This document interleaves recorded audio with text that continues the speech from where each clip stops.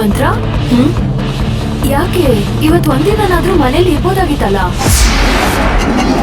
ನೀನ್ ಯಾಕತರ ನೋಡ್ತಿದ್ಯಾ ಅಂತ ನನಗೆ ಗೊತ್ತು ಮಂತ್ರ. ನಿನ್ ಮೇಲೆ ಕಂಪ್ಲೇಂಟ್ ಕೊಟ್ಟು ನಿನ್ನ ಅರೆಸ್ಟ್ ಮಾಡಿಸೋದಿಕ್ಕೆ ನಾನೇ ಕಾರಣ ಅಂತ ಅಲ್ವಾ? ಛೇ, ನನಗೆ ಗೊತ್ತು ಮೇಡಮ್, ನೀವ್ ಆ ರೀತಿ ಮಾಡಲ್ಲ ಅಂತ. ಸಿದ್ಧಾರ್ಥ್ ಬಾಬಾ ಕಂಪ್ಲೇಂಟ್ ಕೊಡೋಣ ಅಂತ ಅಂದಾಗ ಇಲ್ಲ ಬೇಡ ವೇಟ್ ಮಾಡೋಣ ಅಂತ ಹೇಳಿದ್ ನೀವೇ ತಾನೆ. ವಿಡಿಯೋ ಫುಟೇಜ್ ನೋಡಿ ಡೌಟ್ ಪಟ್ಟಿರೋದೇನೋ ನಿಜ, ಆದ್ರೆ ನೀವ್ ಕಂಪ್ಲೇಂಟ್ ಕೊಟ್ಟಿರಲ್ಲ ಅಂತ ನನಗೆ ಗೊತ್ತು. ನೀವ್ ಕಂಪ್ಲೇಂಟ್ ಕೊಟ್ಟಿಲ್ಲ ಅನ್ನೋ ನಂಬಿಕೆ ನನಗಿದೆ. ಈಗಿರೋ ನಂಬಿಕೆ ಹೀಗೆ ಇರ್ಲಿ. ಅದು ಅಪನಂಬಿಕೆ ಆಗೋದ್ ಬೇಡ.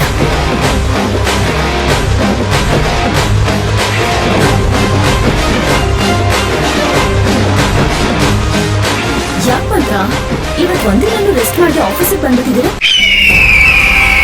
ನನಗೆ ರೆಸ್ಟ್ ಮಾಡು ಅಂತ್ಯಾ? ನಿಮಗೆ ಪರ್ಮನೆಂಟ್ ಆಗಿ ರೆಸ್ಟ್ ಕೊಡ್ತೀನಿ, ನೋಡ್ತೀರ.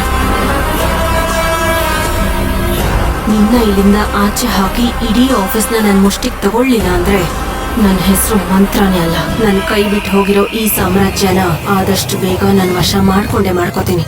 ಏನ್ ಮಾತ್ರ ಅಷ್ಟೊಂದು ಯೋಚನೆ ಮಾಡ್ತಿದ್ದೀರಾ? ರೆಸ್ಟ್ ಮಾಡೋದಲ್ವಾ ಅಂತ ಹೇಳ್ದೆ ಅಷ್ಟೇ. ಓ, ನಿಂತಲ್ಲೇ ರೆಸ್ಟ್ ಮಾಡ್ತಿರೋ ಹಾಗಿದೆ?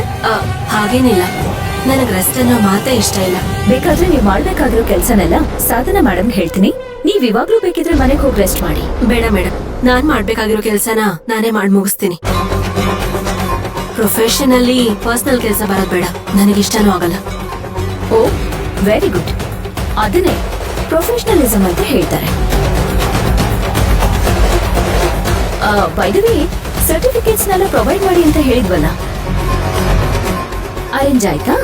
ಯಾವಾಗ ಕೊಡ್ತೀರಾ?